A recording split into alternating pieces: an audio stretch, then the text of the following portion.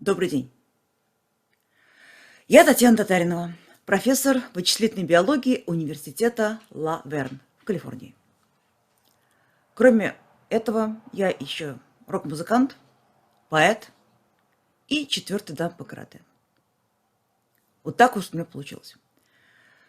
Как у поэта и музыканта у меня зашкаливают эмоции.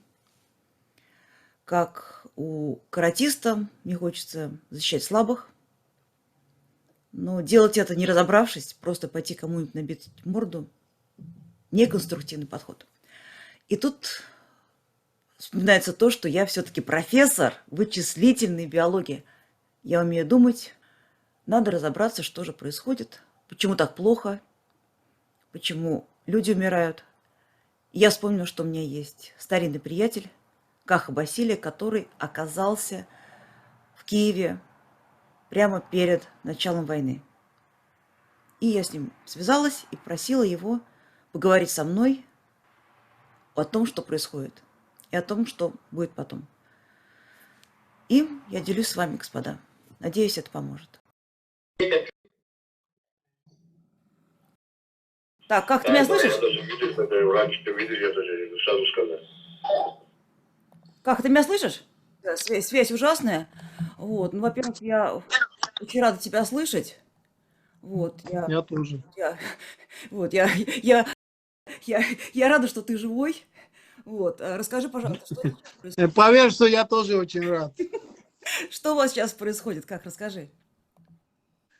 Значит, мы стоим, значит, главная трасса, откуда оккупанты хотят зайти в Киев. Они бомбят весь день, и практически сейчас мы ожидаем, что они ночью начнут бомбить, значит, а будет работать артиллерия, и потом у них будет попытка, значит, войти танками. Это центровая, значит, Перемоги, такая трасса, которая идет в центр. У них задача вот выйти в центр Киева, захватить дом правительства, захватить, значит, ну, президента, потому что они знают, что Зеленский, ну, сказал, что он не собирается из Киева, значит, уезжать. И, в принципе, ну, ожидается такая очень, ну, ночь будет очень трудная, короче. Стой, всем как слышно? Слушай, на самом деле, потому что я собираюсь это видео всем показать, конечно, мы с тобой давно уже знакомы, почти 30 лет уже. Расскажи, пожалуйста, немножко про себя, кто ты, сколько лет, откуда ты, все, что можешь. Я Каха Басилия, всю жизнь занимаюсь карате, боевыми единоборствами. Значит, почему я тут попал? Значит, я закончил во Львове. В свое время я жил во Львове, это где-то 7 лет я жил во Львове. Самые лучшие мои года. Это 85-91. Я бы там и остался бы в 91-м. Просто в конце 91-го началась Абхазская война в Грузии. И я все бросил, в принципе, я институт закончил и бросил аспирантуру. И уехал в Тбилиси, в Грузию, и поехал, значит, в Абхазию, значит, воевать с оккупантами. Тогда Россия, значит, захватила у нас большую территорию, Абхазию. И мне, значит, вот год чем-то мне приходилось, значит, с оккупантами воевать в Абхазии. Первый раз я с ними вот так столкнулся. Я знал российскую, потому что я служил, значит, в российской армии 2 года. И, значит, знал, кто они такие. Но то, что я там видел, это, ну, даже в кино такое не увидишь. После этого... Я тебя перебью. А если бы все было мирно, ты был бы кандидат каких? Да, я бы остался бы, да. А ты был кандидат каких наук?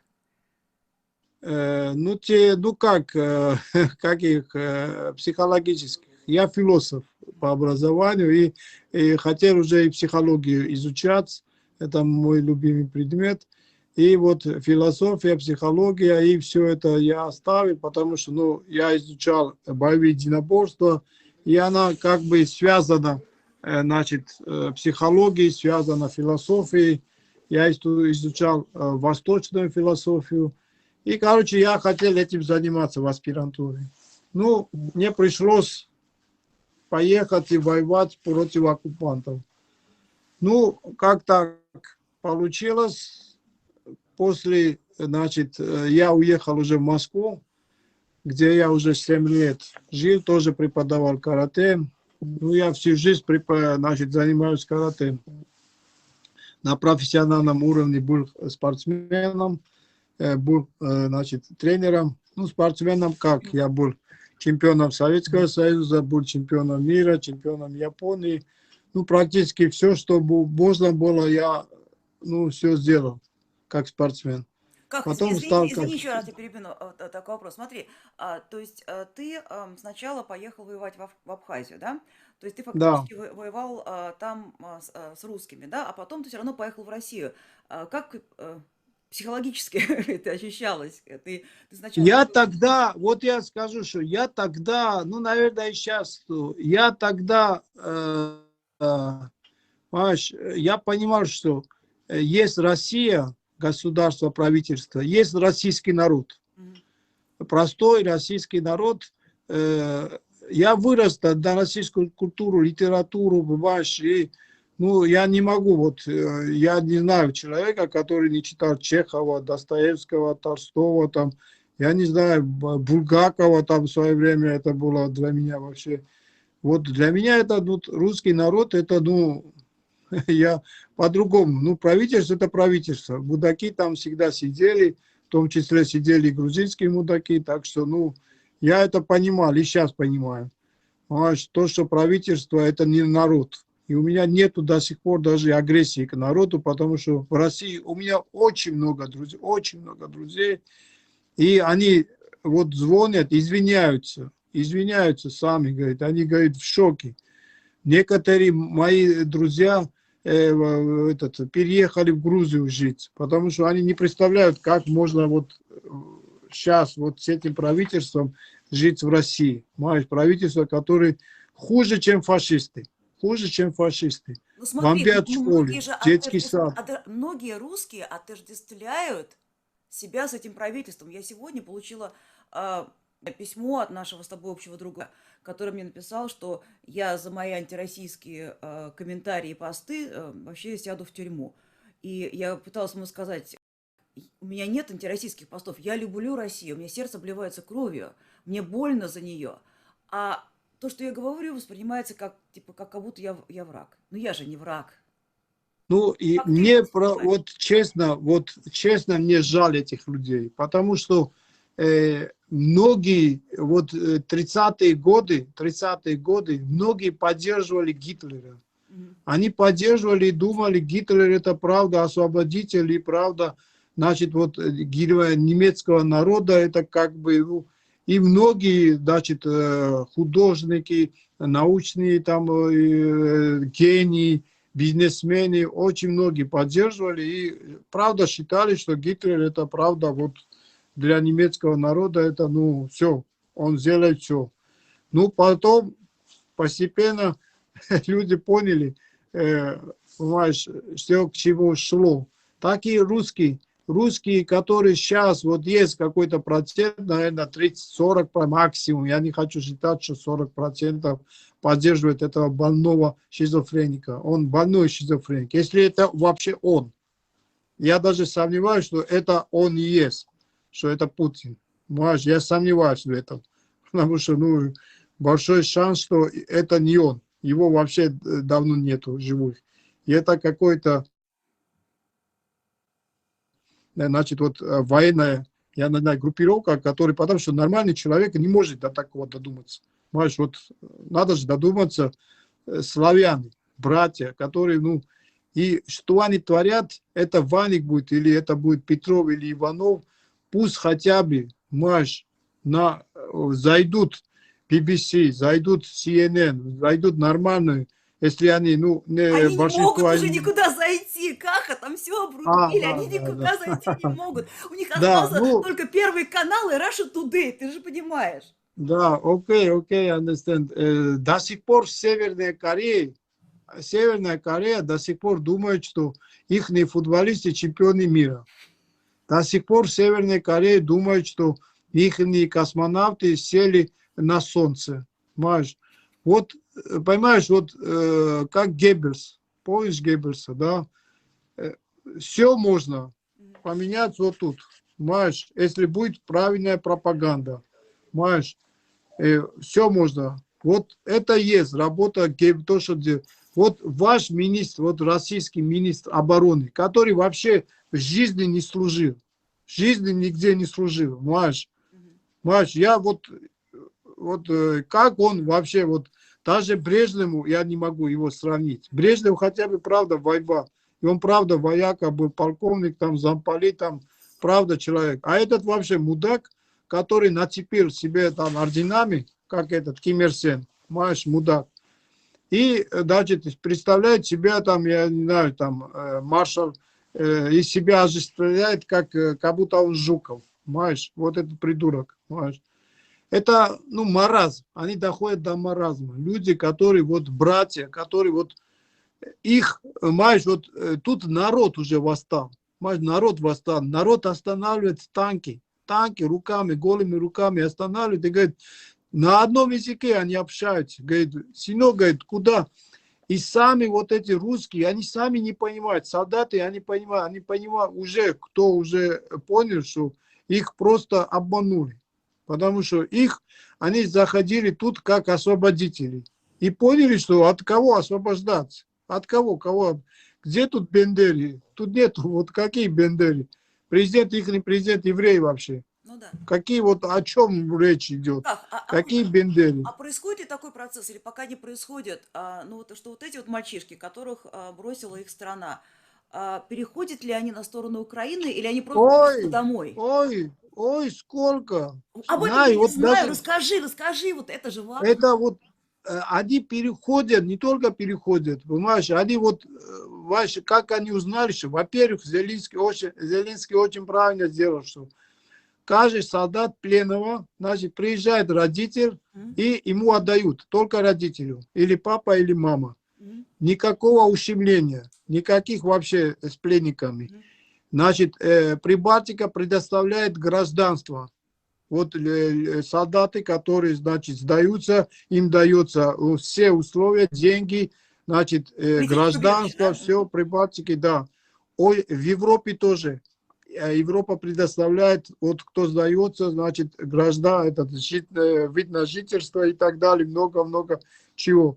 И, значит, вот взводы, этот батальон, я знаю, который, и дети, которые вот 18-19 лет, которые вообще, вот даже я видел пленных, которые из Чико, откуда-то там, который даже русский не знал нормально. Когда мы спросили, говорит, вот что ты тут делаешь? Понимаешь, вот, а он не знал вообще, что это Украина. Он думал, это, говорит, Россия, мы освобождаем, говорит. Он вообще, ну, тупой человек, понимаешь? Вообще тупой человек, понимаешь? Ну, неграмотный. Он ничего не читал, его какой-то замполит там, ну, вдолбил, что мы сейчас освобождаем наши земли от оккупантов, значит, это наша территория. Я не знаю, откуда он взял там. Путин сам пишет, сам читает свою историю. Понимаешь, там, он хоть прочитает, вот, Украину он считает, что это окраина России. Понимаешь, это, ну, маразм. И он считает, что все это виноват Ленин. Сейчас на Ленина перешел. Понимаешь? Не, ну его Ну, если альтернативная он... история, да, она получила широкий отклик среди ученых в качестве, так сказать, от недоуменных смешков до раскатистого хохота. Вот. Ну, это человек, который, вот, понимаешь, он живет, я не знаю, мне его жалко. Или он правда такой придурок, или у него вот это окружение, понимаешь, такие придурки, которые, ну, ему дают информацию, понимаешь, вот, я не знаю, который вот, я не знаю, что телевизор не смотрит, информацию не смотрит. Я правда удивлен, что не может, вот, что, понимаешь, даже вот я сегодня читал, что международный конкурс среди кошек, Мгм. и то, Маш, выгнала Россию. Ну, Это вот, смотри, вот очевидно, да, какой это, да, позор. это, ну, да, и Все международные спортивные федерации, начиная с карате, кончая, я знаю, все, понимаешь, это вот какой позор. Вот какой позор, понимаешь, вот я не знаю, я бы, если мое правительство и мой этот, как его, президент в 21 веке, понимаешь, вот такой, понимаешь, это вот как народ, я не знаю, как народ терпит. И как он, вот, я не знаю, да, многие возмущаются, но Россия 140 миллионов. Если половина хотя бы, знаешь, будет правда возмущаться, там через полчаса там не будет ни Шойгу, ни этих придурков, понимаешь? Там вообще никого не будет. И ну, просто надо, чтобы открыли нормально, чтобы вот если у них будет информация, они посмотрят, что они творят. Что они творят, понимаешь? Вот мирных людей бомбят, мирных людей бомбят, понимаешь? Вот это надо. И где? Это же вот хорошо, ты воюешь там где-то, я не знаю, там, в Сирии, хорошо, там, Сирия пофиг. Но далеко. ты, да, ну, Сирия, ну, хорошо, там, ну, Да. можно понять, там, какие-то интересы, там, короче, хорошо. Хотя это тоже понять И, не да, особенно можно. ну, это, да, трудно, но это тут вообще никак нельзя понять, понимаешь? Тут, когда весь мир тебе говорит, что Россия, стоп, Россия, остановись, Мгм. нельзя, потому что ты, это красная черта, Мгм. нельзя. Они бомбят, или эти, как его, как можно вообще бомбить и вообще трогать Чернобыль? Ну, а, да, Представляю, Чернобыль. в другую атомную станцию, ее же тоже там, это же, она же Ну, загорелась. это же катастрофа, это же Да, вот катастрофа настолько это будет. катастрофа, весь мир был. Это да, это вот Европе, это не только для Европы, это и для России катастрофа. Маш, вот можешь представить. Я жил в 86 году, я жил в Украине тогда, когда Чернобыль в апреле, когда, по-моему, да, взорвался. И это была вообще катастрофа. Маш, Мгм. вот это дошло и до Грузии. Представляешь, вот где Чернобыль и где Грузия. Европу, пол Европы. До Грузии до сих пор эти больные люди, которые вот тогда еще, понимаешь, получили значит, вот этот заряд, до сих пор, понимаешь, и у многих уже нету их живых, понимаешь. Ну, я не знаю, мне вот трудно о чем-то говорить. А такие люди, как Ваник, вот, ну, он правда, мне его, я не злюсь на них, мне просто их жалко. Потому что это люди, которые, ну, там два варианта. Или интеллектуально неразвитые и не хотят развиваться. Маш, это просто вот скот, масса какой-то однородная. Или просто их так хорошо отработали, что, Маш, у них уже, понимаешь, уже не думают своим умом, а думают, там, я не знаю, там, что ему скажут, он не повторяет, Маш, Смотри, и тем более.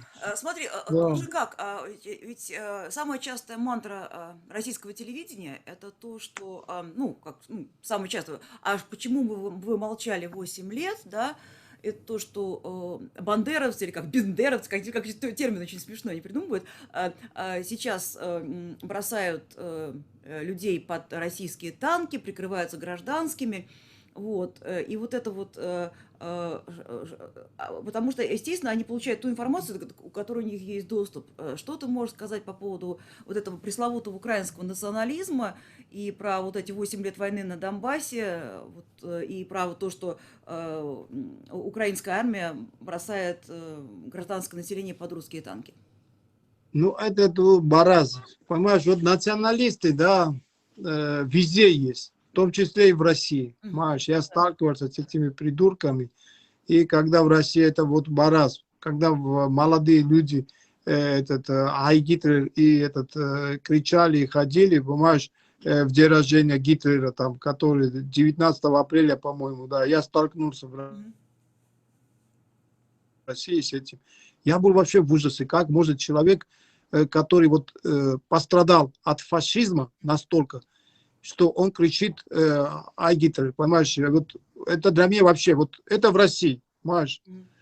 То, что такие придурки, если в Украине какой-то там, я не знаю, 0,1%, понимаешь? А что, это везде есть. Придурки везде есть, понимаешь? Ну. Остальное, я тебе говорил, понимаешь, я не видел, я давно не видел, понимаешь, такого героического, вот, понимаешь, единства народа. Понимаешь, вот народ, женщины, понимаешь, вот плачут, они выходят вот голыми руками, они готовы вот под танк. Понимаешь, вот я вообще в шоке, понимаешь, да, я военный, да, я и воевал, и везде, и в армии служил. Я был советником министра в Грузии, там, короче, ну, у меня чин полковника. Я все, ну, более-менее все видел. Но вот такого, что люди вот так героически сплотились, и я просто вот, почему Путин не представляет, что если он даже войдет в Киев, мы будем до конца, понимаешь, потом же начинается партизанская война. Даже американцы, даже ну, Советский Союз не смог выиграть в Афганистане, понимаешь, партизанскую войну. В Афганистане погибло всего лишь 14 тысяч человек. А тут за 8 дней погибло 9 тысяч российских, понимаешь, граждан, российских граждан, которым за одного солдата государство платит 11 тысяч рублей. Это сколько долларов? Вообще даже $100 уже нету, да? А вроде бы сейчас Вот было представь. какое-то сообщение, что Путин собирается больше платить. А этот мудак, у него ни денег нету, у него ни поддержки нету. И просто вот так на своего брата полез. И посмотри, что творится в Харькове. Что творится в Это ужас, Харькове? это да. У меня же дедушка Это из да, Харькова, да. Я давно хотела поехать в Харьков, у меня там родители 5 кассетные лет отжили, да. бомбы. Это вообще вот, это бомбы, которые запрещаются международное общество. Они запрещаются. Он их бросает туда. Харьков вообще там, вот, это вообще вот Мариуполь, там вот Херсон, Одесса, все, Киев. Как можно Киев бомбить? Он что, вот надо же додуматься в 21 веке бомбить Киев. Тут люди, у меня есть эта соседка старая, которая еще во время войны, представляешь, она вот и сейчас его брат, вот, и ваш, он говорит, хорошо, что, говорит, у меня муж умер. Говорит, а то он сейчас второй раз бы умер, понимаешь? Потому что люди не понимают, это шок. Понимаешь, это хуже, чем фашизм. Гитлера еще можно было понять, потому что у него своя идеология дурацкая, но он понимал, что он что хотел, да, он хотел освободить, там только его немецкое, там, ну, свои причуды. А тут что он хочет? Даже я даже не могу понять, что он Путин хочет. Как? Давай Что он вернемся хочет? к хронологии. То есть расскажи, как ты оказался в Киеве в этот раз, да, почему ты решил остаться, вот, и да, вот что тебя насторожило в ситуации? Значит, я в Киеве попал случайно. Мне пригласили, я как везде езжу очень много, провожу семинары, значит, по карате и про Крав-Мага. Это Крав-Мага, Я это знаю, я израильская система, занималась. да. И, значит, я приехал, значит, где-то 11-12, я точно не помню, значит, февраля в Киев, провел семинары трехдневные. Они еще мне попросили, говорит, остаться на неделю, говорит, мы еще хотим на следующую субботу, воскресенье. Там очень большой спрос был, именно Крав-Мага, самооборона там, вот именно женщины, вот девушки там. Я говорю, ну хорошо, ну, я остался. И пятая суббота я опять провел им семинары. Значит, и я уже чувствую запах. Вот, знаешь, вот как интуиция. Знаешь, вот я уже чувствую, Каратист что, развита, да, каратист значит, чувствует, что-то когда не драка так. начинается, да, это я Да, у понимаю. меня инстинкт развит. Я говорю, ребята, Мгм. я говорю, у вас что-то будет. Да нет, ты что, как и он говорит, ты что, говорит, как ты представляешь, говорит, что он правда, что на Украину пойдет, ты что, говорит, что он правда сумасшедший, то ты что, говорит. И меня все убеждали, говорит, Путин, ты что, это шанс, он просто пугает, он хочет таким образом политически какие-то очки себе набрать, там торгуется этим, шанса нет, что он правда дурак, что, говорит, половина, говорит, украинцев, говорит, этот, родственники, говорит, в России, половина тут это, говорит, это ты что, говорит, ты не знаешь, говорит, историю нашу, говорит, мы одна, говорит, вообще, ну, family, говорит, шанса нету, чтобы, говорит, ты, говорит, не знаешь нашу. Я говорю, ну, ребята, я знаю 90-е годы, я там был, я знаю 2008 год, я там был. И я знаю, я говорю, менталитет русских генералов. И, ну, вам виднее. Ну, и потом спрос пошел, что, значит, очень многие очень хотели, значит, учить, как вести себя в экстремальных ситуациях во время войны. И, ну, как опытному человеку, значит, попросили, говорит, помочь просто на таких началах, значит, помочь им вот сделать эти курсы при департаменте спорта. И они собирали молодежь, спортсменов, и мы, значит, на базе грузинского легиона, есть такой международный грузинский легион, мы им попросили, значит, и на базе грузинского легиона, значит, мы начали проводить курсы. Значит, по 50 человек мы принимали, и, значит, это первая медицинская помощь, это тактика ведения, значит, как передвигаться, оружие, значит, как разбирать, как собирать, как действовать, потом тир, как стрелять из оружия, рукопашный бой.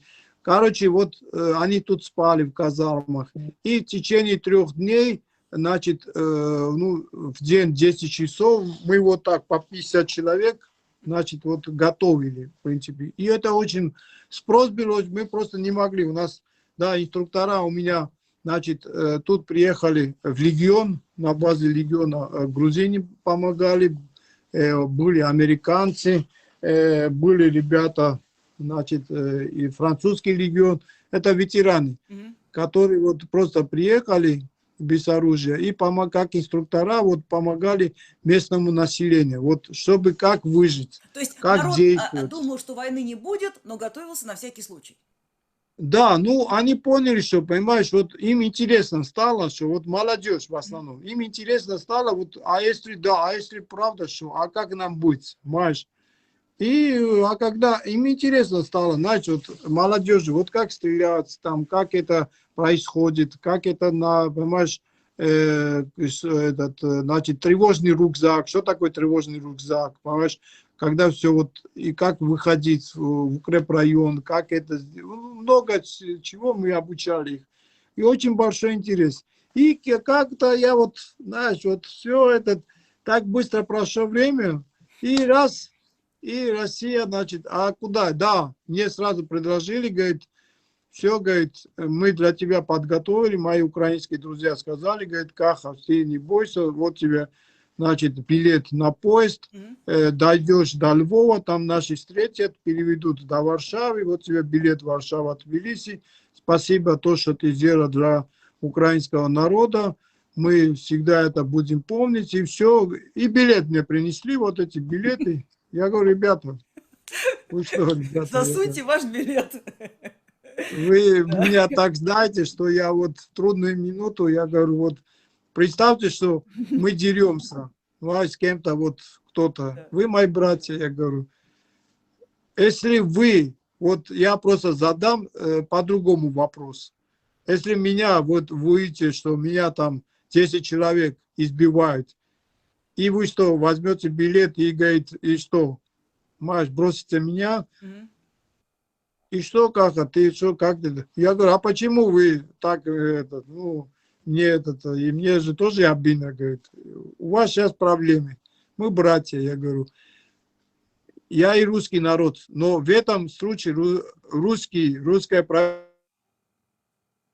правительство, она просто, ну, в этом случае они не правы, Маш, я стою на стороне, где правда, где Бог, где правда, где справедливость. Я стою там. Я говорю, ребята, я буду с вами до конца. Нету шанса, чтобы я отсюда, пока война не закончится, чтобы уехал. И сразу, значит, и грузинский легион меня сразу принял.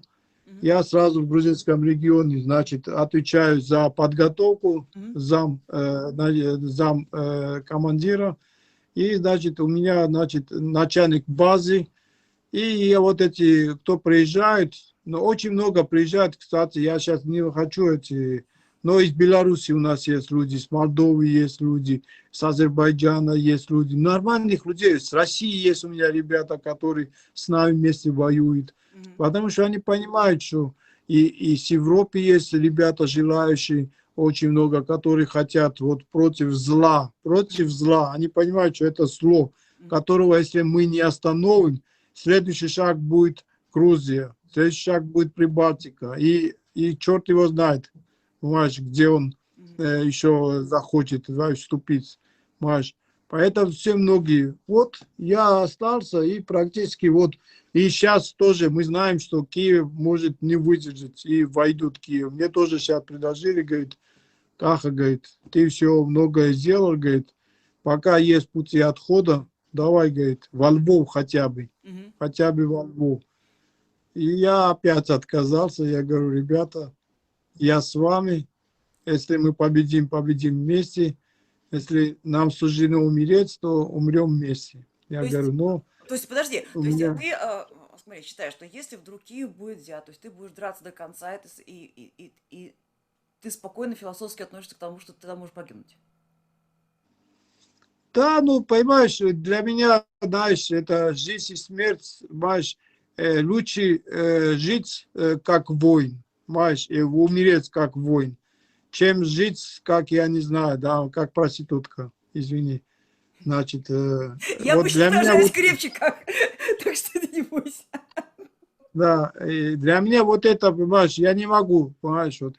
Для меня воин, он должен знать, когда надо жить, и воин должен знать, когда надо умереть. Маш, это есть путь воина. Если воин начинает избегать, Маш, смерти, то он не воин. Маш, это кодекс Бусидо. Маш, Бусидо кодекс, каждое утро, когда ты, значит, просыпаешься, ты готовишься к смерти. Маш, наша жизнь это все. Каждый день ты готовишься к смерти. Жизнь смерти, все. И тогда ты и честен с людьми, и с собой, ты уже не обманываешь. Если я знаю, что я завтра умру, что я буду обманывать? Я уже по-другому людей люблю. Я уже по-другому, Маш, вот для меня вот, например, я сегодня, значит, как-то мне горячую воду, горячий душ я нашел, и я, извини, но где-то 4 дня не мог душ принять. И я был такой счастливый. Вот если я купил бы Бентли, да, я бы вряд ли был бы таким счастливым, понимаешь? Вот я так радовался, как ребенок, понимаешь? Вот, понимаешь, вот я вот, и мне принесли, знаешь, вот это, у меня вот там, я могу тебе показать, вот наш мыло, да, вот такое старинное, как я называется там? Хозяйственное? А? Хозяйственное? Да, Черное, хозяйственное мыло, да. да, вот Пятиарное, это мне ага, ага. принесли, да. Я такой счастливый, что, ну вот, сколько, оказывается, сколько, как мало надо человеку, понимаешь? А люди копят, копят это богатство, понимаешь, вот не знает, понимаешь, вот это я не понимаю, понимаешь? Делает из друзей, делает врагов, понимаешь, понимаешь, живут, я не знаю, там, носят, понимаешь, вот это злость, понимаешь. Оказывается, надо просто любить. Надо любить и радоваться, что есть. Я сейчас радуюсь, вот я утром просыпаюсь, я правда очень радостный. Я, ну, вообще, если просыпаюсь, потому что я не сплю. Но утро, когда приходит 5-6 часов, и эти птички начинают, я такой радостный. Понимаешь, воздух по-другому я уже ощущаю, понимаешь, как дышу иначе. Выпил горячий чай, я уже наслаждаюсь, понимаешь, вот вкусом этой уже до конца. Те вещи, которые я, знаешь, не обращал внимания, сейчас начал обращаться. Я звоню людям, которых я давно не видел, потому что где-то что-то я был обижен. Я звоню, я извиняюсь, ребята. Понимаешь, меняется человек, понимаешь.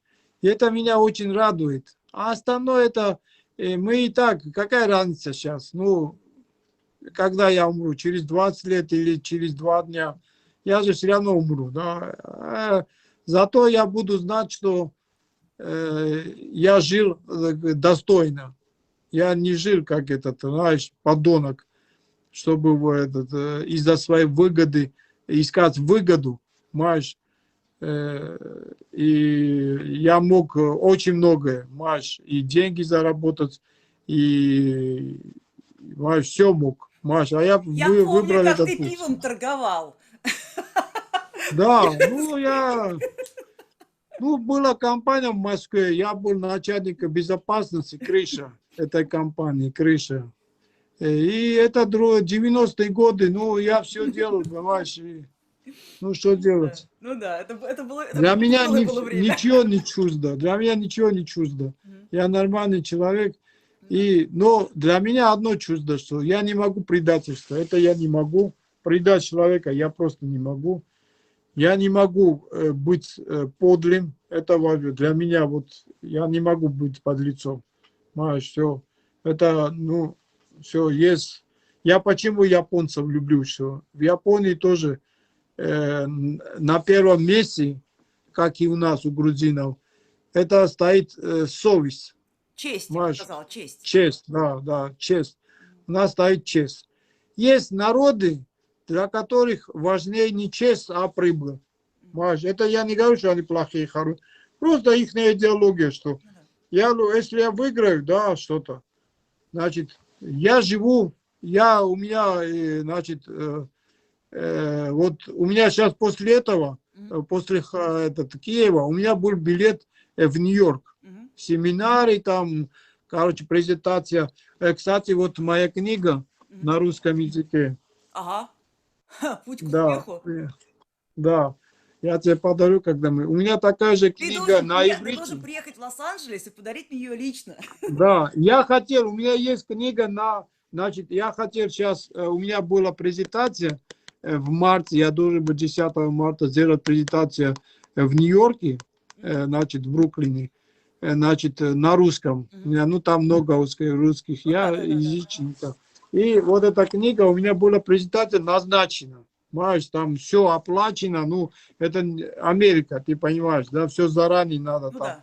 да, да. Бронировать, заранее платить, понимаешь, эти организаторы в шоке, понимаешь, говорят, как, ты что, говорит, с ума сошел, билет, все оплачено, значит, в Нью-Йорк, а я остаюсь в Киеве, и что, вот, Ну да. понимаешь, этим сплю, Ну понимаешь, потому что ты настоящий мужик. да, я мог в Нью-Йорк Да. поехать, и там спать там красивыми, нежными девушками, мне приходится спать с автоматом, знаешь, и бронежилет, Который знаешь. жесткий и не нежный. Да, Да. он совсем нежный, знаешь. Это мой выбор. Мгм. Я понимаю, на что иду, это мой выбор. Я просто иначе не могу, вот и все. Кто-то может, кто-то, знаешь, я просто не могу. Я злость, значит, надо бороться со злом. Я вот так считаю нужным. Если каждый человек, мир будет гораздо прекраснее. Если мы каждый выйдем и скажем, черное это Да. черное, белое это белое. Это очень просто. Понимаешь? И Мгм. все. Слушай, Нельзя, давай, да. извините, я еще раз перебью. Возвращаясь к понятию честь, твое правительство не слишком сильно поддерживает твое участие. Что происходит? Я горд, что мой народ поддерживает. Мгм. Я сотни тысяч людей. Мгм. У нас проблема в Грузии в чем, что у нас правительство после Мещикова, это мой друг был, Саакашвили, мой друг, Мгм. после Мещикова власть купил Бедина Иванишвили. Это Боря Иванов, который имеет 1% Газпрома. Можешь представить? Это наставник Путина. А как так получилось? Понимаешь? Как так И вышло? он практически назначает у нас премьер-министров, он назначает министров, он этим все заведует. Понимаешь? Это человек, Ага. Путина человек. И, конечно, он не будет идти против Путина. Мгм. Но у него сейчас очень большие проблемы, потому что народ восстал, Мгм. и каждый день на Руставели выходят сотни тысяч граждан Грузии, Мгм. которые поддерживают. И, кстати, Зеленский вышел и обратился к народу Грузии, он поблагодарил грузинский народ, он также сказал, что вы не достойны такого правительства. Вы гораздо лучше, говорит. Я вас люблю, вы с нами, я с вами. Говорит, ну, а правительство, это, говорит, правительство, пусть они как хотят, так и действуют. Да, я сожалею, что у нас вот, к сожалению, вот у нее ведут русскую идеологию, русскую марш. Вот это плохо очень. Но я думаю, что мы после победы тут, мы потом поменяем власть и там. Это все взаимосвязано просто. Ну смотри, ну ведь получается как, что, ну, да, то есть то, что твой президент сейчас ведет русскую идеологию, она же не русская, она же на самом деле, получается, она антироссийская, она не только антиукраинская, не только антигрузинская, она на самом деле антиевразийская просто вся, ты понимаешь, антимировая. То есть, по крайней мере, с моей точки зрения, это позиция и политика безумия. Вот. Да. И вот кроме вот этой политики безумия, как ты считаешь, то, что случилась война, были какие-то исторические предпосылки? Если, ну, опять же, одень шапку философа, ученого, которым ты не стала из-за, так сказать, нашего не совсем приличного времени. Я тебе скажу, конечно, были, понимаешь, коммунисты, ну, там, к сожалению, там были два грузина, Йосиф Виссарионович и Лаврентий Павлович, которые заложили мини медленного действия. Это, конечно, голодомор, эти репрессии, это все, понимаешь, она накапливалась годами, понимаешь. КГБ, она работала, чекисты, они работали, они не спали. Понимаешь, это все работа их, вот, которые они 70-50 лет тому назад вот закладывали эти мини медленного действия, понимаешь, это Никита Хру-Хру, значит, который там этот, понимаешь, вот это все было, вот, понимаешь, вот все заложено так, что рано или поздно это бы все равно, понимаешь, взорвался бы. Просто, знаешь, вот все, знаешь, совпало. Совпало, что время прошло, это все созрело. Потом этот лилипут, Вова Дурачок, тоже, знаешь, попал в это время. Если, знаешь, вот был бы Ельцин, этого не было бы ничего. Он более-менее, да, он более-менее демократ был, Ельцин. Вот как ни странно, он, ну, на фоне вот этих всех мудаков, он был более-менее, правда, демократ. И этого, ну, шанса нету, чтобы этого было бы. Если Россия могла бы, правда, значит, вот сколько, 25 лет, да, сколько этот Путин уже к власти? Почти 25 лет. Ну, 22 года.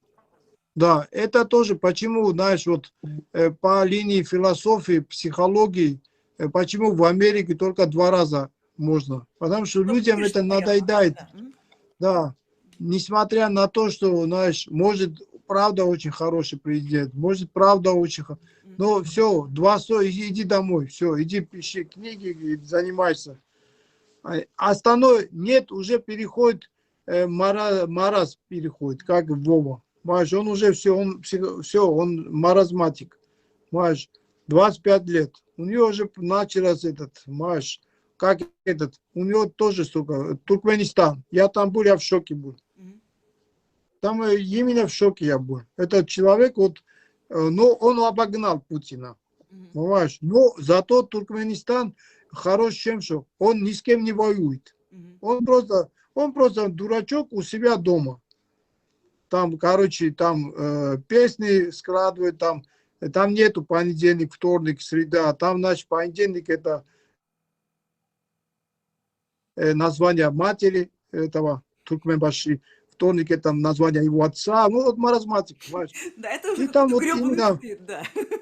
Да, у него вот, ты просто посмотри вот видео, как вот, я там был, я правда в шоке был, понимаешь?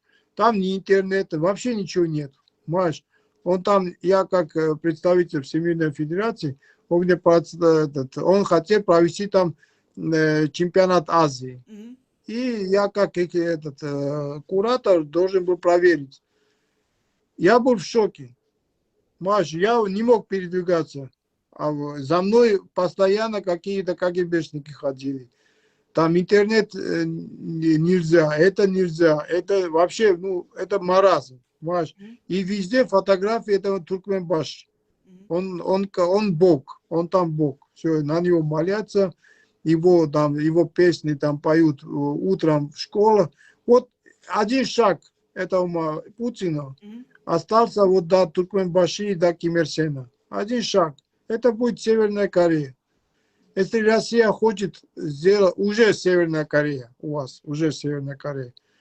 Туристы, которые приезжают в Грецию или в Испанию, это вот, когда ты говоришь, что есть Россия, все, на тебя смотрят как это, что у тебя чума. Понимаешь? Тебе весь мир говорит, понимаешь, поменяй правительство, поменяй правительство. А если ты еще и говоришь, что нет, у меня хорошее правительство, значит, ты тоже мудак. Понимаешь? Не может быть, знаешь, 90% людей и ты прав. 90 неправы, а ты прав. Вот это, понимаешь, весь мир говорит, что нельзя расстреливать мирных граждан, нельзя просто так начинать войну без причин, просто так. И под риск всю Европу и весь мир. А сейчас этот дурачок еще начал про эти атомные бомбы какие-то. Понимаешь, это вообще придурок. Слушай, Понимаешь? у них не война, у них спецоперация. Ты же понимаешь.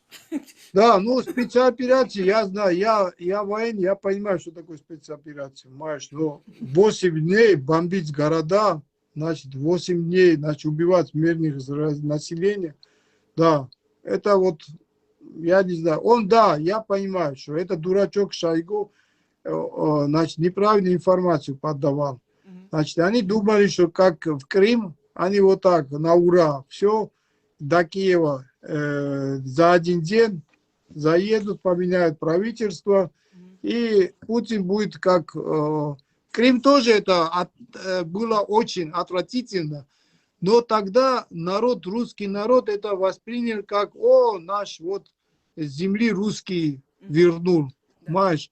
Крым наш. Да, там много, да, ну да, там много вопросов вообще, чей этот Крым, это очень сложно. Но знаешь как, когда ты живешь в цивильном мире, да, вот есть какие-то правила, которые мы уже не можем. Понимаешь? Грузия в XI веке была от Черного моря до Каспийского моря. Понимаешь?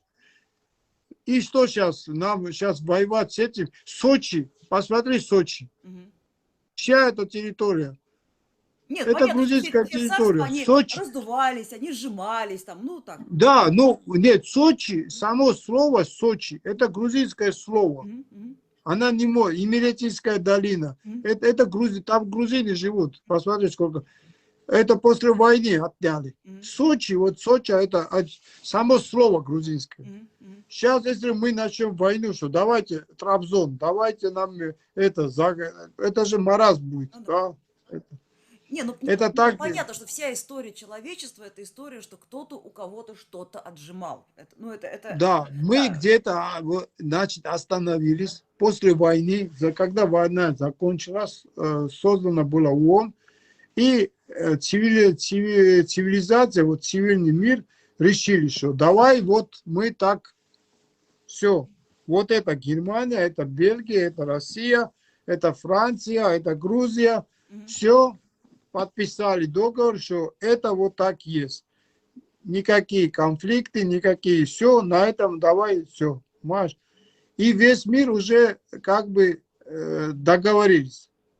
И вдруг какой-то маразматик, понимаешь, начинает вот этот мир меняться, понимаешь? Это уже маразм. Это ты идешь против, понимаешь, вот сколько стран, представляешь?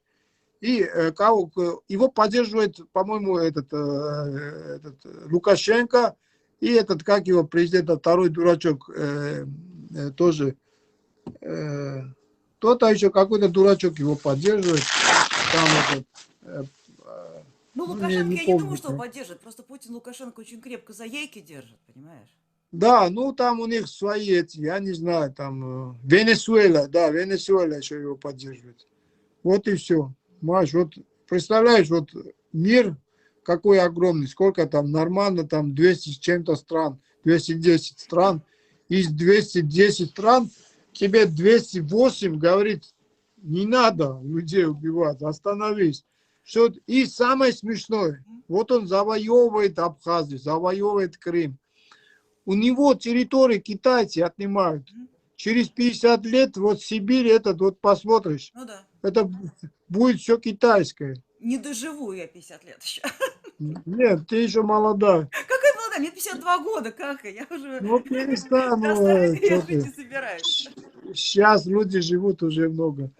Так что вот там вот это Сибирь, вот это, а Китай вот постепенно, они уже, считают, что вот куда ты лезешь, ты свои земли не можешь привести. У тебя бедствует народ.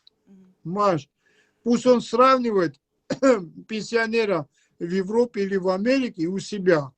Вот надо соревноваться, вот именно давай вот этим соревноваться. У меня пенсионер там вот, там самый простой пенсионер в Европе сколько? 1000 евро получает. А в России сколько он получает? 100 евро, да? Я не знаю, слушай. Мария, на самом деле же все, Да. все понятно, что все то, что декларируется, абсолютно не так. Потому что единственный способ для какой-то для схождения разных народов вместе, это добровольный способ, когда людям хочется быть вместе, когда странам вместе быть хочется, да?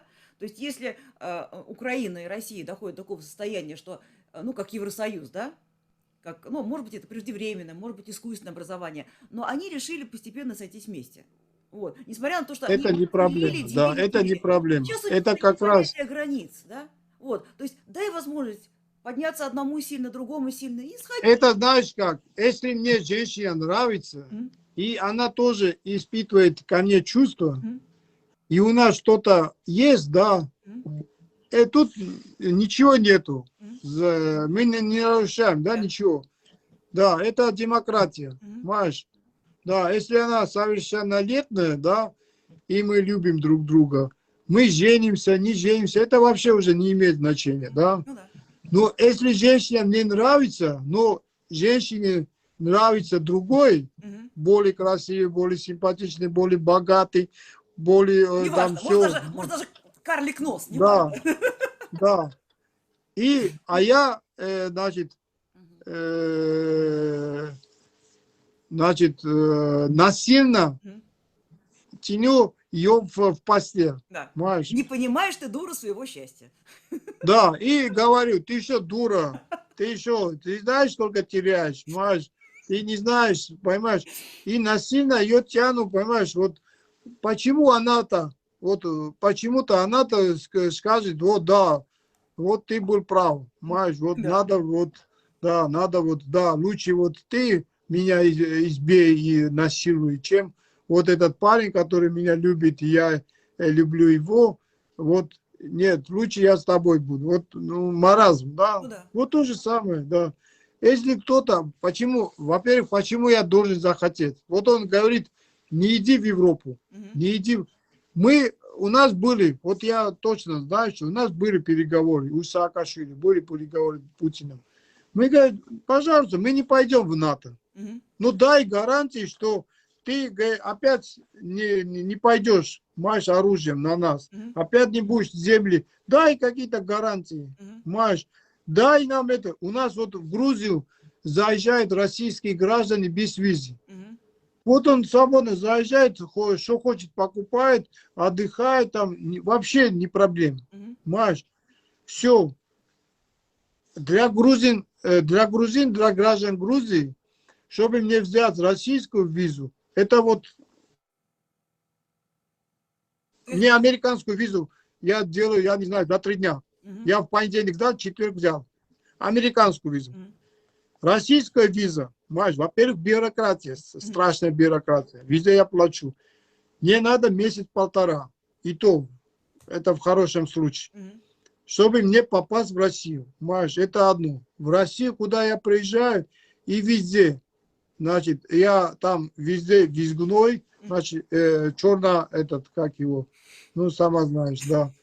Значит, никаких у меня прав, значит, я начинаю бизнес, и там бандитская какая-то крыша просит деньги, там кто-то. Вот зачем мне начинать бизнес в России, когда я могу меньшими усилиями, у меня виза мне не нужна в Европу.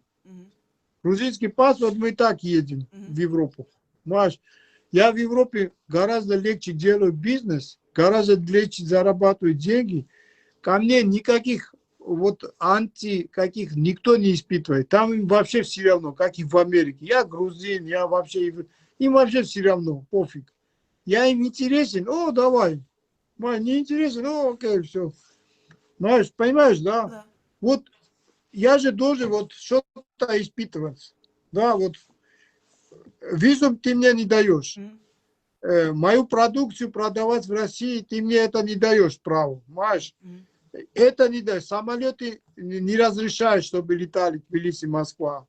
Это не разрешаешь, это не разрешаешь. И говорит, давай жить дружно. Ёпта. Я типа, а почему? Да, вот скажи, вот ты меня пиздишь каждый день, и через неделю говоришь, давай быть друзьями.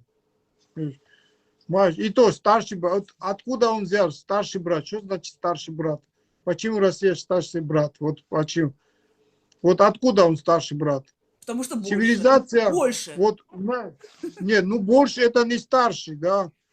Мы получили христианство в 3 веке. Они получили в 9. Маш. И то, это Киевская Русь получила, а не они. Маш. И вот почему он старший? И почему? Да, давай, братья, окей, хорошо, старший. Но уважай ты меня, я тебя буду уважать, нет проблем. Мне ближе, чем российский народ, я, правда, честно говорю, мне ближе никого нету. Ближе, правда, никого нету. Даже не армяне и не азербайджанцы. А российские, это правда, православные, и много связывает с Россией. Культура, все. Как-то мне кто-то я в семинаре проводил в России, и говорит, вот вы любите, говорит, какая-то ученица, говорит, вот я, говорит, русскую эстраду. Я говорю, я, конечно, люблю русскую эстраду. Да, да, она так обрадовалась. Я говорю, я с ума схожу от Сосо Павлиашвили, от Тамрико Гвертители, от Меладзе, от этого. Я говорю, я люблю русский балет. Я говорю, Чискаридзе, Ананиашвили, Ирва, Ньюрадзе, это для меня вообще, понимаешь, да, я правда люблю русский балет. Да что, понимаешь, и эстраду я, правда, Сосо Павлиашвили мой друг, я его хорошо знаю. И он, правда, хороший артист. Мои Меладзе тоже из Батуми, 2 брата, очень талантливые люди. Почему их не слушают?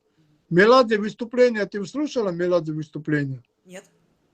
Вот послушай, он говорит, ребята, вы что, с ума сошли, говорит?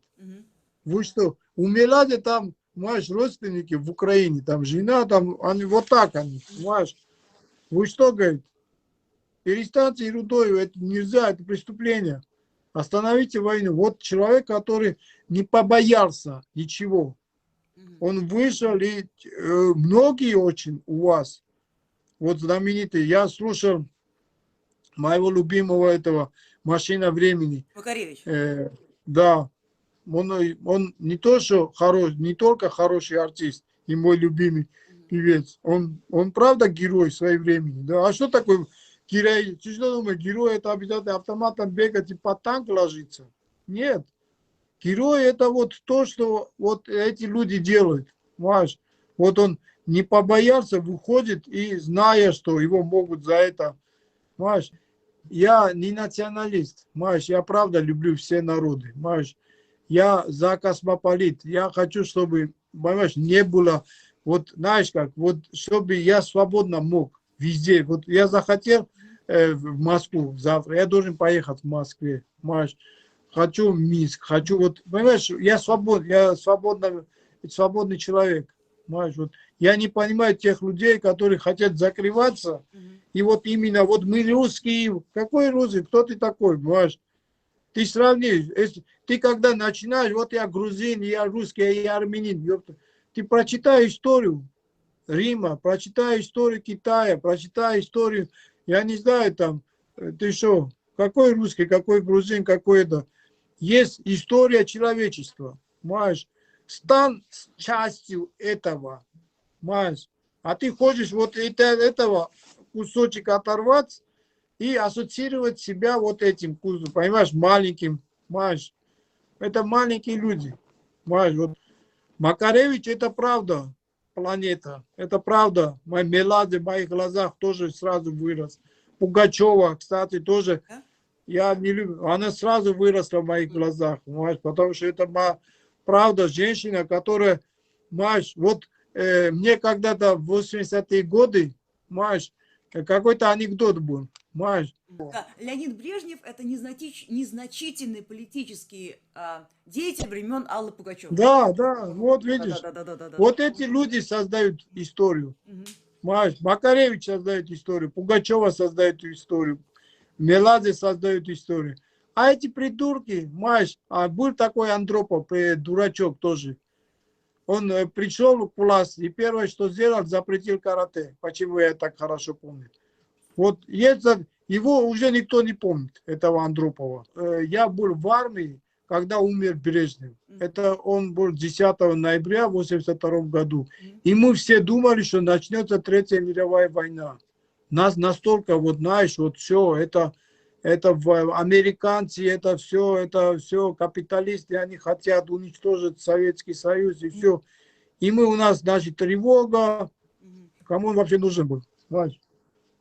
Вот и так и есть с Путиным. Пройдет. Это на тебя и на меня это, понимаешь? Потому что китайцы говорят, проклятие такое есть, чтобы ты жил во время перемен. Это проклятие у китайцев. Вот это на нас, понимаешь? Вот эти перемены, понимаешь? Вот это плохо. А то пройдет несколько лет, и вот так будут смеяться над Путиным. Застой был ужасен, но, по крайней мере, там не было столько крови. Помню, Афганистан был при Брежневе же, да? На их руках есть кровь, но такой крови, как на руках Путина, нет же ни на ком. То есть я не думаю, что мы будем смеяться, то же самое, как над Гитлером мы же не смеемся. То есть даже если над Гитлером смеются, то это все равно такой очень горький смех. Да. Нет, это вообще правда кошмар, потому что и в истории Путин зайдет как черная фигура, Да. как Гитлер, мать, вот такая фигура.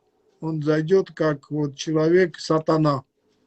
Человек-сатана, потому что только сатана может натворить вот такое, то, что он творит.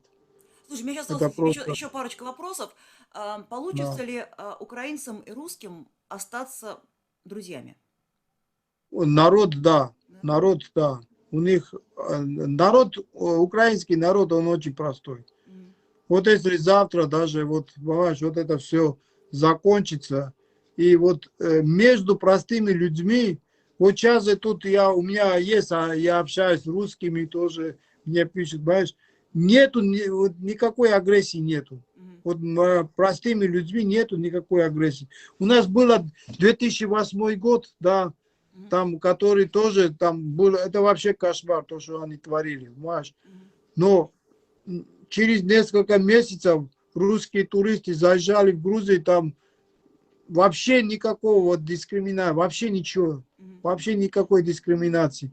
Народ, он везде народ, он простой, у них нету каких-то, понимаешь, потому что я против простого, что я могу, понимаешь, даже солдата, которого в плен берет, все, он в плен сдался, у меня все, нету к нему никакой агрессии, понимаешь. Я понимаю, что да, ему приказали, понимаешь, но летчик, который, значит, вот он знает, что города, значит, вот и уничтожает дома, где живут простые, вот это непростительно. Вот это непростительно. Потому что солдат, который, ну, дурачок, взял автомат, там, или стреляет, или не стреляет, его Да, приказал. это дети в основном, это же дети, это же Да, там дети, пацаны, 19 лет, 20, это, понимаешь, мы были в плене, они плачут, понимаешь, они плачут, их правда жалко, понимаешь, даешь телефон, чтобы он позвонил дома, мама, забери меня, он плачет, он правда, это вообще ужас, и оттуда мама плачет, можешь представить, мама, которая не знают, что сын, понимаешь? Там же не говорят, что он Естественно, да. уехал там. Ну да. Да, это вообще, ну это кошмар. Или вот это единственная армия, которая бросает своих мертвых. Или сжигает там же. Это единственное, я такой армии не видел. Маш, мы всегда своих вытаскиваем, своих, как полагается, по христианству, так, Маш, нет, они сжигают сразу. Маш, это вообще кошмар. То, что они творят, я говорю, вот фашисты такое не творили. Маш, вот то, что они творят. Но несмотря на это, я думаю, что перспектива, это можно очень быстро все восстановить. Это главное, чтобы российский народ должен понимать. У нас, ни у грузинов, ни у украинцев, к российскому народу нету какой-то агрессии или ненависти, а нету. Я вот как любил русскую культуру, как любил русских, вот до сих пор вот так уважаю. У меня очень много друзей, вот правда очень много. Мне вот день не проходит, вот Каха звонят, ты понимаешь, вот они мне как братья. Они даже грузинские слова из-за меня изучают. И детей называют грузинскими именами. У нас такое, понимаешь, между собой это просто, представляешь? Да, отношения у нас вот ближе уже некуда. Я не могу так хорошо дружить с американцем, не потому что у них другой менталитет. Мне трудно с ними, понимаешь? А с русским у меня юмор. Англичане у меня есть, у него другой юмор у Есть, да, у каждой англичанина. страны свой юмор, да, это у каждой культуры Да, традиция, да. а юмор российский, это советский юмор. Для меня это нормально, понимаешь? Мы нормально, понимаешь, вот мы смеемся. Он рассказывает анекдот, я смеюсь, правда, от души. Ну да. Понимаешь? Англичанин рассказывает анекдот, только он смеется. Понимаешь? И я не понимаю, ну, вообще не понимаю, что он нес. Понимаешь? Вот пришел англичанин, а у него нету шапки там, ну, цилиндра. Ага. Я! Ну, да, Ну, наверное, понимаешь, смешно, это, да. Мгм. да, это для нее смешно. Там, А помогает ли мир Украине достаточно? И что ты можешь сказать, если наше видео увидят люди, американцы, там, я не знаю, ну, кто бы не увидел, да, что ты можешь им сказать, как помочь, что нам делать? Мы сидим в своей благополучной Америке, что мы можем сделать? понимаешь, вот я сам чувствую, понимаешь, вот нам звонят из многих стран. Мгм. Понимаешь, вот помощь, вот любая помощь, понимаешь, ну, конечно, это вот, потому что мы не только, да, мы солдаты, да, нам надо все, но кроме этого есть бабушки, есть дети, которые не могут из дома выходить, понимаешь. У нас, когда есть время, я своих солдатов посылаю, чтобы у нас есть очень много волонтеров. И вот так с сумками, значит, мы относим еду, потому что она не может. Представляешь, бомбят город, бомбят. Куда она выйдет, понимаешь? Или она себе сидит там в подвале, куда, что она может делать, понимаешь? Она голодная сидит, она испугу не может, с ребенком сидит. Мне потом, я сейчас закою, я попросил одно сообщество английское, которое мне говорит, что тебе надо, говорит, мы тебе вышлем. Я им, ну, у меня был перечень, и в конце я говорю, 2 мешка, я говорю, мне вышлите, как его, корм для собак. Потому что, знаешь, что произошло, что многие, когда уехали, знаешь, вот хорошие породистые собаки, они не смогли с собой увезти. Какой ужас. Понимаешь, да, ну, представь, понимаешь, и многие собаки на улице, вы можете представить, а для меня вот, я не, может, я плохо выражаюсь, но вот я животных больше люблю, понимаешь, вот, потому что для меня собака это вот, я не знаю, я не могу вот пройти мимо, не могу. Вот у меня сейчас вот, значит, где я строю, это у меня вот этот, где мы стоим, у меня уже тут 4 дворняжки, одна породистая. Они уже меня знают, знаешь, по запаху. Все, никто к ним не мог подойти. Понимаешь? Я за 2-3 дня их приучил. И они, когда меня видят, сразу прибегают. Все, и они знают, что я их кормлю. Понимаешь? И ты представляешь, дети, животные, бабушки, понимаешь, вот это мы психологически, это еда, это вода. Вообще сегодня не было ни воды, ни света. Знаешь, все тут надо. Да, им надо все, потому что теплая одежда, еще холодно. Надо сухие пайки, которые не портятся, которые они сидят там в бункере, да, они не выходят. Мы даем еду, которая не портится, понимаешь? Мы им с этим снабжаем. Снабжаем, ну, много, я не знаю, там, сейчас я англичанам, значит, свечи простые, свечи, фонари, там, термосы, я не знаю, они все, много организаций международных, которые вот доставляют, в принципе, Ага. это через посольство Украины, через посольство, ну, в основном мы получаем с Варшавы все. С Варшавы приходит, потом Львов, и потом распределяется уже по городам. Так что я не знаю, кто как может, конечно, всему это люди, нам ничего не надо в войне. У нас оружие есть, боеприпасы хватит.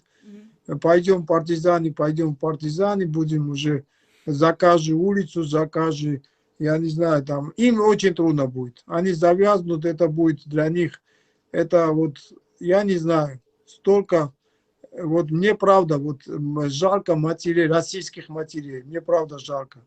Потому что эта война за 8 дней 9 тысяч погибших, это представьте, это будет еще больше. Это вот, это, я не знаю, да, это мне очень трудно. Это каждый 9 тысяч, когда говоришь, это вот представь, это вот ребенок, мама там, которого одного единственного воспитывала, знаешь, 19-20 лет, и вдруг непонятной вообще ситуации, где-то непонятной, и умирает.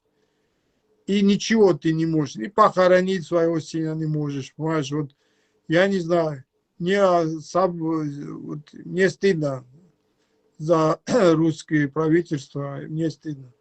Я не знаю, мне, когда я вижу этих детей, которые, ну, я сейчас, правда, заплачу, лучше не буду вспоминать, потому что эти дети, дети вот 7-8 лет школу бомбили, и, понимаешь, вот это вообще кошмар, понимаешь, ноги нету, руки нету, понимаешь, орет, и никто не может помочь. Вот как ты можешь помочь, вот, понимаешь, девушка, которая вся жизнь впереди, и какой-то мудак на пьяную голову вот бросает бомбы. Вот просто непонятно.